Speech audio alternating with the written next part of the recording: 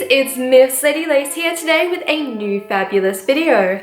I know I've been a little bit quiet on my YouTube channel lately, but I'm excited to be back and bringing two fabulous videos for you every week. I'll be releasing them again on Thursdays and Saturdays. For today's video, I'm going to be doing something a little bit different. I thought I'd talk a little bit about what's been happening in my life lately and about how I've been feeling. Part of the reason I haven't been as active on YouTube is because I've been incredibly busy with my work. I've been feeling quite low at the moment with a few things that have been going on in my life, and I won't go into too much detail regarding these, but I was recently in a car accident which brought up a lot of issues for me. I've had some health issues which are being looked into, and I recently felt like I didn't achieve a big goal I'd been working towards. And when the car accident happened, it was just sort of a culmination of all the things going on, and it just really hit me, all the things that I was going through, and it really brought it to the surface and made me have to deal with that in a way. With all of it though, it left me feeling quite blue, and my inner saboteur really got to me and started giving me some negative self-talk, and it just brought me to a lower space, and I've been working to try and get out of that area. Regarding everything though, I'm physically okay and mentally I am on the mend.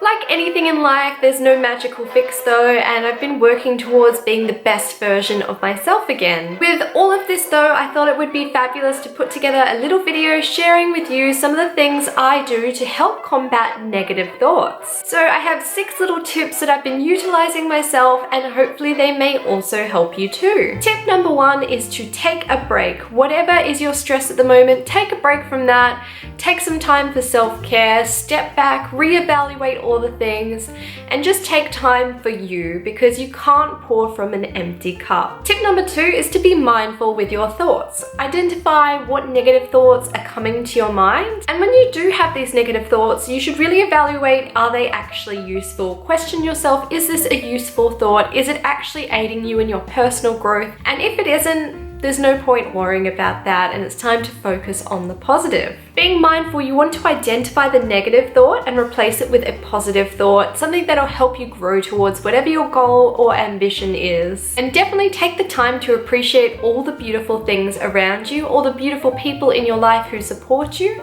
and anything else that brings you joy. Tip number 3 is to utilize positive affirmations. The power of positivity is truly amazing. Positive affirmations are a statement you tell yourself to help combat your inner saboteur. It's something that uplifts you and inspires you to be the best version of yourself. Quite often people utilize positive affirmations first thing in the morning, but whenever you need a positive affirmation, whether it's morning, noon, or night, you can definitely say that statement to help you embody what you want to be. Personally, I'll create my own positive affirmations, or I will find them on Pinterest, as I find that's a beautiful website for inspiration. There are many apps and books where you can find your own positive affirmations too. Tip number 4 is posture and facial expression. It's amazing how much our posture, body alignment, and facial expression actually affects the way we feel and look. When we are not feeling confident, when we're feeling low with our mental health, quite often we go into a ball, we collapse in, we become quite sunken into ourselves, because it's very much how we feel. If we just try and correct our posture, if we straighten our back, relax our shoulders down, and put on a nice big smile, it does wonders for just the way we're feeling in that moment. Even if you need to summon this emotion for a short amount of time, this is something you can easily utilize to hopefully uplift your mood just a little bit. Tip number 5 is exercise and healthy routine. I know it's a complete cliche when it comes to working on your mental health, but for me personally, it's often a big sign that I am going through something a little bit more significant. When my routine or exercise really is heavily affected, it's usually the first telltale sign that I need to start working on something. Exercising will release endorphins, which in turn makes us feel so much happier. Taking time to look after yourself not only benefits you physically, but also mentally as well. Tip number 6 is to seek help. Talk to those around you, whether it's a friend, loved one, or someone else in your life that you can trust.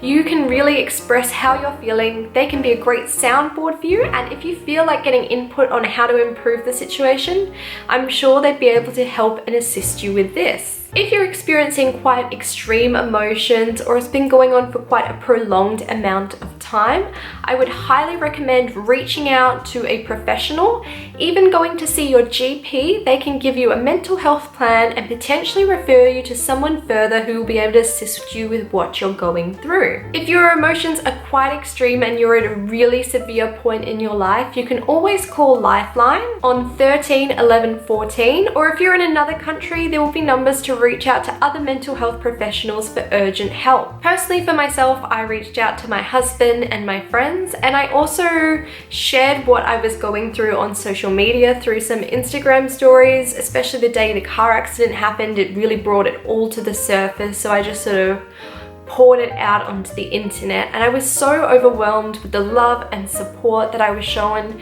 So many people were going through similar situations or had words to offer me to just sort of make me feel a little bit more loved and supported, which was truly lovely. So it's amazing what taking that step to reach out to other people can do. Unfortunately, there's not a magic fix to what we go through in life, but we all experience these low points. It's definitely okay to not be okay, but just take each day at a time and know this storm will pass. I'm not a mental health professional in any extent, so I definitely recommend reaching out to a professional if you do experience more extreme or prolonged feelings. If you're going through a rough time at the moment or have things going on in your life like we all do all the time, I'm sending all my love to you and hoping things brighten up soon. If you have your own tips to combat negative thoughts, I would truly love to hear your suggestions that may help me or other people too. I do hope you enjoyed today's video and maybe found it a little bit useful too. Thank you so much for supporting my YouTube channel. Even though I've been a little bit quiet, I've still been enjoying reading all your comments and messages,